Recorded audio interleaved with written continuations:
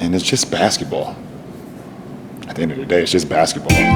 Like and subscribe on the way in the door, my people. I hope you all are having a truly fantastic day today on this Saturday.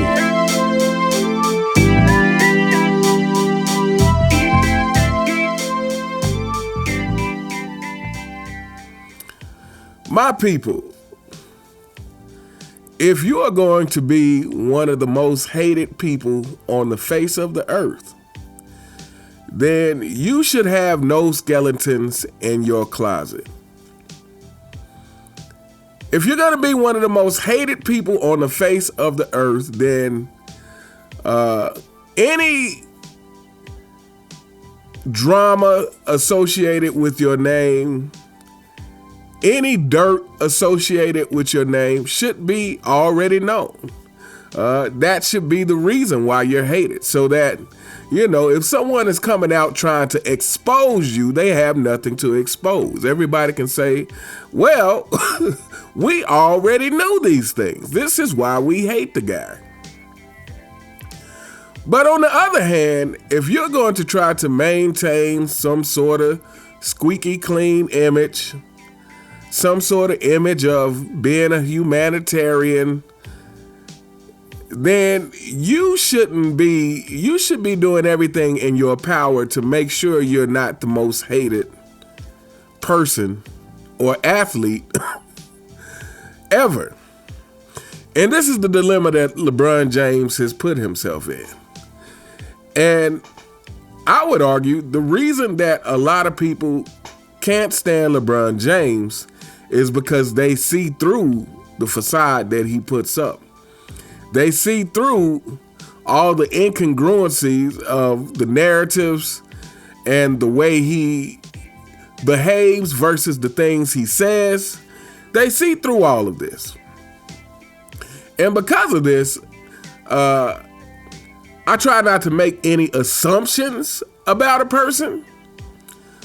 But if I see a repeated pattern of someone doing low integrity things, then the benefit of the doubt is going to become less and less. Like I won't have a hard time believing that you've done some despicable things. The more that I see how you go about your business and how you go about your life, when some new stuff comes up, I'm like, oh yeah, that's not hard to believe. Which is why when the whole Anthony Davis trade came up, I couldn't give him the benefit of the doubt on that. I said you would have to have some evidence that is beyond the shadow of a doubt, and that is beyond some people saying that he didn't know. I don't want to hear from him that he didn't know, or Rich Paul, or anybody in Clutch Sports or mainstream media. There would have to be an amount of evidence that he didn't know that probably doesn't exist for me to believe that he didn't know. So we find ourselves in the middle of this battle between LeBron James and mainstream media, more specifically LeBron James and Stephen A. Smith. And Stephen A. Smith came out, and this is not the first time he said this, but he came out again and said something about the fact of LeBron James not attending the funeral of Kobe Bryant, but he retracted that statement the next day. Well, shout out to Dreamers Pro, shout out to Too Raw for Sports. I actually saw this on Too Raw for Sports first, but he said that it was Dreamers Pro who bought this story out first. So I'm going to read this story. This is coming from Awful Announcing. And it says, the story of LeBron James' attendance at Kobe Bryant's funeral is getting weirder. Pablo Torre struggled to find any evidence suggesting LeBron James was at the Kobe Bryant memorial service. Says Stephen A. Smith might be the only person to publicly accuse LeBron James of skipping Kobe Bryant's memorial service, but nobody seems to remember the Los Angeles Lakers star being there. Last month, at the height of their ongoing feud, Smith accused James of being absent from Bryant's memorial service following his death in 2020. During the same episode of First Take, Smith later corrected himself to note James was there, adding there was a specific reason he wasn't shown or photographed at it. Smith addressed the accusation again with a social media post apologizing for broaching the subject, claiming he misspoke when he intimated LeBron did not attend Kobe Bryant's funeral. But Smith didn't misspeak, and he didn't just intimate LeBron wasn't at Kobe Bryant's funeral. He very clearly said, "You were not at Kobe Bryant's memorial service." And this wasn't the first time he made the accusation. During an episode of his podcast in November 2023, Smith said, "Remember when the memorial service took place for Kobe Bryant? I can't believe I didn't see him there. The NBA community was in attendance. We didn't see LeBron James." After Stephen A. Smith very clearly and intently accused LeBron James of skipping Kobe Bryant's memorial service multiple times in recent years, only to walk it back last month, Pablo Torre finds out attempted to fact-check the allegation. And while researching the claim, Torre struggled to find any evidence James was at the service. And this is coming from a tweet. It says, "We fact-checked Stephen A. Smith's allegations that LeBron James did not attend Kobe's memorial with 8 sources. There is no effing way he was there. If he was there, he was Casper the Ghost." That is appropriate, considering LeBron James is Casper the Ghost in clutch moments, too. It's not the only time he's Casper the Ghost. But he says, previously, one of the most significant pieces of proof was Diana Taurasi seemingly pointing to James during her speech at Bryant's memorial. But after checking every camera angle, Torre found no evidence that Taurasi was looking at James. Additionally, Torre checked with multiple sources who confirmed Taurasi never saw James at the memorial that day. Multiple newspapers reported that James was there, even though there was no photos, and he did not confirm his attendance with the Los Angeles Times. There has also been a claim, which even Smith fostered, that James requested to be left off camera at the service.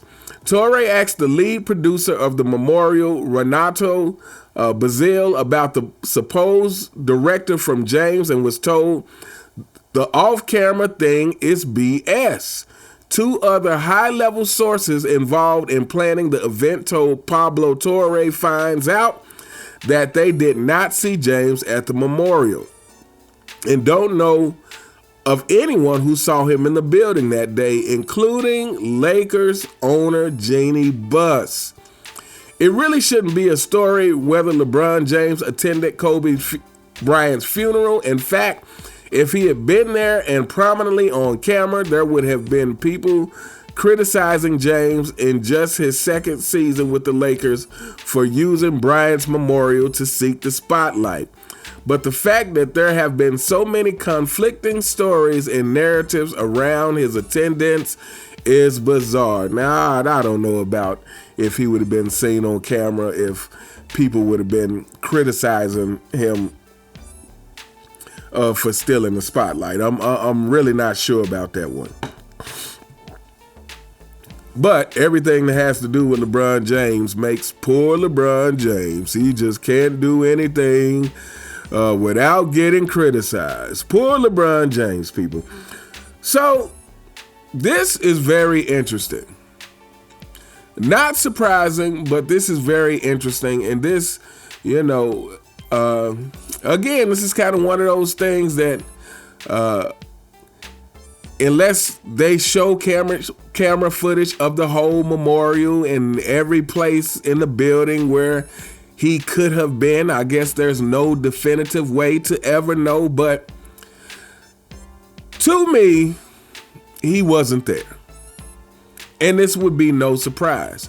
Again, I say that because to me, if you just watch how Kobe Bryant and LeBron James interacted, especially from the side of LeBron James. If you watch how LeBron James moved when he was in the presence of Kobe Bryant, to me, it was clear that there was some animosity and jealousy there. Again, I've said, I believe LeBron James is jealous of the respect that Kobe gets from his peers and the fans. And I believe LeBron James is jealous of the relationship that Kobe Bryant had with Michael Jordan. I believe LeBron James wanted to be the Kobe. LeBron James wanted the respect and admiration that Kobe got from his peers and the fans. And that LeBron James wanted to be the one to have that relationship with Michael Jordan, to have that big brother, little brother relationship with Michael Jordan. And I believe that, honestly, I believe two things. I believe that's why he didn't like Kobe, and I believe that's why he wanted to, according to Rashad McCants, who bought this out on an episode of Gil's Arena, wanted to erase the number 23. Because he couldn't have that big brother, little brother relationship or that father-son relationship. I believe this is what changed the I want to be like Mike to I want to erase Michael Jordan and I want to erase Kobe Bryant. Now, as you all know, this channel is really about basketball as it pertains to real life in society. Now, while this may just be still speculation about about LeBron James' involvement at the Diddy parties, we do know that LeBron James was at the Diddy parties. We know this because LeBron James himself said, "Hey, ain't no party like a Diddy party. Ain't no party like a Diddy party." We know LeBron James himself attended these parties. But what else do we know about LeBron James? We know that LeBron James, from a young age, was hanging out with Jay-Z. Now, whether you believe the things that's going around about Jay-Z or not, I tend to believe there is some truth. I know there's been people who have made accusations that did not pan out, and obviously there are people who are going to be up for the money grab when they see an opportunity for that. But allegations like this have been kind of surrounding Jay-Z for years, the same way that they have been surrounding Diddy. To me, this is no coincidence. And so I tend to believe there is some truth. And when I tend to believe there is some truth, I'm also aware that these things could be much less insignificant than we think, or they could be much darker and much more horrific than we think. And when it comes to people with power, I tend to think they're normally much darker than we think, because the way I believe most people are incapable of handling power. Your average person is incapable of handling power. I think it takes a very grounded person. It takes a person who has some serious morals and integrity, and it takes a person who is so grounded within their family structure and friends that they can never be surrounded by just yes men. They always have somebody who they listen to, who they value their opinion enough to listen to, that it keeps them in check. But your average person, to me, they can't handle a lot of money and power. This is why you see the stories of, people who hit the lottery, who go bankrupt so quickly. Because to go from nothing to having that much money and power and people willing to do whatever you want, that is a thing that most people can't handle. And what happens is, and shout out to Swan Daly. I believe he actually mentioned this in a comment of his a day or two ago on one of my videos. He mentioned the fact that lottery winners often go broke quickly, or eventually go broke. And again, that's because, once you get used to people telling you yes, telling you what you want to hear, and they're telling you this not for your own best interest. They're telling you this because they want something from you. They want to stay in your good graces. They want to benefit from your money and power. So nobody wants to tell you no, or they think that you're a way for them to escape their situation. So nobody wants to tell you no. And after weeks of this, months of this, years of this, decades of this, your ego gets out of control. And so I believe this is why we see so many instances, so many allegations surrounded with people who have an extreme amount of money and power. And this goes to politicians. It doesn't matter who you name. Politicians, entertainers, it's all kind of starts to blend together when you're dealing with people who are used to getting what they want all the time. And I say all that to say this. LeBron James, like I said, hanging with Jay-Z from an early age. And we know he was at the Diddy party. So what are the chances that LeBron James doesn't have these same tendencies himself? The same tendencies to control, to try to control everything because he's so used to getting everything he wants. He in the NBA did not do anything to help keep this in check. The NBA simply helped facilitate LeBron James getting everything he wants. And from the super teams to doing behind the scenes illegal stuff to get players traded. If I recall correctly, it was some funny stuff that happened to get Anthony Davis to the Lakers. But the NBA has facilitated this. So LeBron James is someone, again, whose character over and over again has shown that he is out of control. Like, he is someone who believes he can do no wrong. Like, he is someone who the power, money and fame and power has really got him thinking he's a king, which is why he has the audacity to crown himself. Like, it is so ridiculous. So when it comes to, someone like that being challenged by a Kobe Bryant, by someone who actually has the things that he so desperately craves, it's kind of like this video might get a little long, people, but it's kind of like Puffy and Tupac. If you've watched enough interviews about these two guys, and if you watch interviews with Gene Deal and some people who were around Puffy, not people who were around Tupac, but people who were around Puffy, you know that Puffy seemed like he had some kind of obsession with Tupac.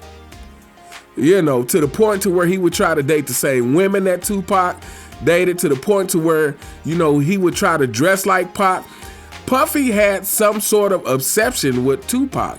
And to me, it's like people like that, people who are so power hungry, and I believe the obsession is that Tupac was beloved by everybody, pretty much, especially if you're talking about his peers and the fans. Again, to me, Tupac is the greatest rapper of all time because of his influence on the culture, because of his music, because, to me, you know, he was willing to tell both sides of the story in his music. He was willing, he had the bravado, but at the same time, his music talked about the consequences, you know, and he talked about a variety of different things, including political things. Like Tupac really represented a multifaceted approach to being an artist, and not just being this one thing, not just a gangster rapper, but a political rapper, a rapper who did positive songs, you know, to try to uplift people, a rapper who told you about the worst parts of living a gangster lifestyle, you know, who actually told you about the mental illness that you go through from living that lifestyle, you know, about wanting to self-delete from living that lifestyle, about the depression that goes with living that lifestyle. And so to me, that's why Tupac connected with so many people. And to me, this is why Puffy was infatuated / jealous of Tupac. And I believe this is kind of the same thing that happened with LeBron James and Kobe Bryant. You know, is that LeBron James, to me, is very jealous of the respect that Kobe gets from his peers and the fans. LeBron James is very jealous that despite Kobe going through the Colorado thing, that Kobe was able to win the respect and admiration of people back. And, you know, and LeBron James' whole thing is, oh, you know, I've never been in trouble, and, you know, I've been good to the game and never did this and never did that. Everybody should be respecting me. Why don't you respect me like you respect Kobe Bryant? I don't understand. I want my respect too. I believe LeBron James is severely bothered by this, severely bothered by the fact that players wanted to emulate the Mamba mentality, and that LeBron James, there's nothing about LeBron James that anybody wants to emulate. You know, so it's like all the talk about LeBron James is really fluff, if you think about it. I mean, when have you heard anybody say, yeah, I'm trying to do this thing like LeBron James? I mean, the only thing that he has to offer is to say, oh man, yeah, I would love to play a long time like LeBron James. I hope I can play as long as possible like LeBron. But as far as competitive spirit, there is nothing about LeBron James that people talk about emulating. You know, again, back in the day, if you grew up in the 90s, you remember shooting ball and you let a shot fly and yell, Jordan. And if you grew up in the early 2000s, you remember letting a shot fly and yelling Kobe. Any of you younger kids that watch my channel, when you guys let off a shot, do y'all yell LeBron? I'd be curious to know that. But yeah, so I think LeBron James is very, like I said, I think it really bothers him that he can't garner that respect that Kobe Bryant was able to garner through all the adversity. And that Kobe has something attached with his legacy, the Mamba mentality, that is a representation of hard work and greatness. It's a representation of putting your best out there. It's a representation of putting in the hard work. LeBron James doesn't have anything like that attached to his name. And again, to make it worse, Kobe Bryant had the relationship with Michael Jordan that I think LeBron James desperately wanted. And again, not because he actually wants the friendship with Michael Jordan, but everything that LeBron James does is self-serving. He wants the relationship with Michael Jordan so he can say he has a relationship with Michael Jordan. So that when he's in front of the camera and talking to people, he can say, oh yeah, I call Mike all the time. And so he can get that admiration of people who admire him just for having a relationship with Michael Jordan like Kobe Bryant did. You cannot tell me, as great as Kobe Bryant was,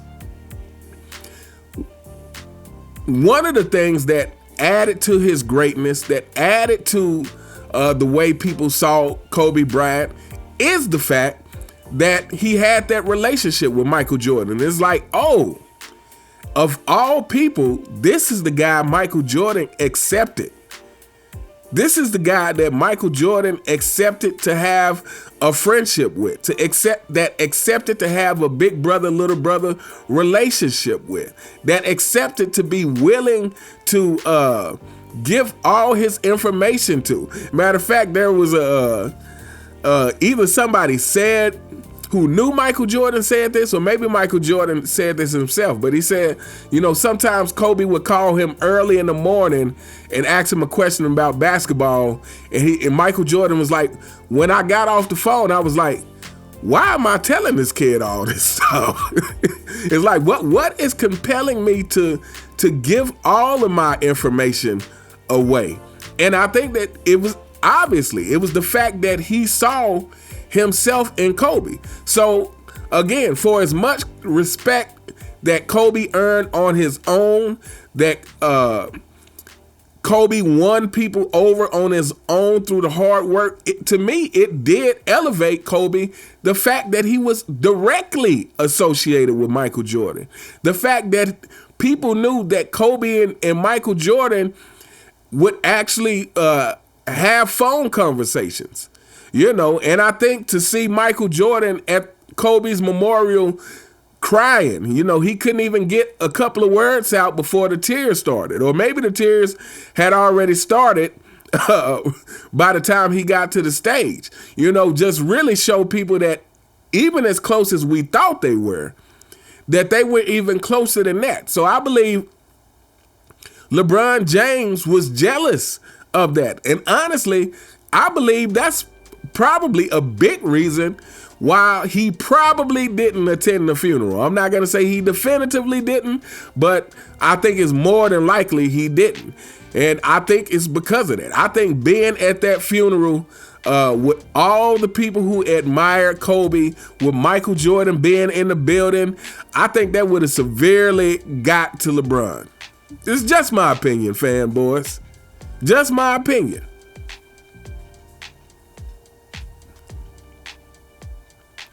But anyway, we gonna hold up here. Let me know what you guys think in the comments, people. What do you think of this guy Pablo Torres, Torres, who said, you know, he tried to fact check this and he couldn't find any evidence anywhere that LeBron James had actually been at this funeral. And to me, you know, even if this thing was true, that he said, oh, okay, I don't want to be on camera, which this guy fact checked that, and that was false. Like, the people who were in charge of the production said that is BS. But even if that was the case, it still shouldn't be hard to find several players and who saw LeBron James, who at least laid their eyes on LeBron James, to know it shouldn't be that hard to know that he was in attendance, even if he wasn't on camera. And I feel like the fact that this is such a mystery, it tells you everything you need to know. That this is more propaganda promoted by LeBron James after doing something despicable, that he's trying to pretend like, oh yeah, I was there. I just didn't want to be on camera. You know, I was just so sad by the passing of Kobe, and I just needed a moment to myself. You know, I didn't want the cameras in my face, and I didn't want to take shine away from the moment. So I just told the cameras, you know, please don't put the cameras in my face. You know, I just needed to grieve on my own. The same way, oh man, you know, I was at dinner and I got the text about Anthony Davis getting traded to Dallas, and man, I just had to put my head down and shed some tears, because I had no idea that Anthony Davis was going to get traded.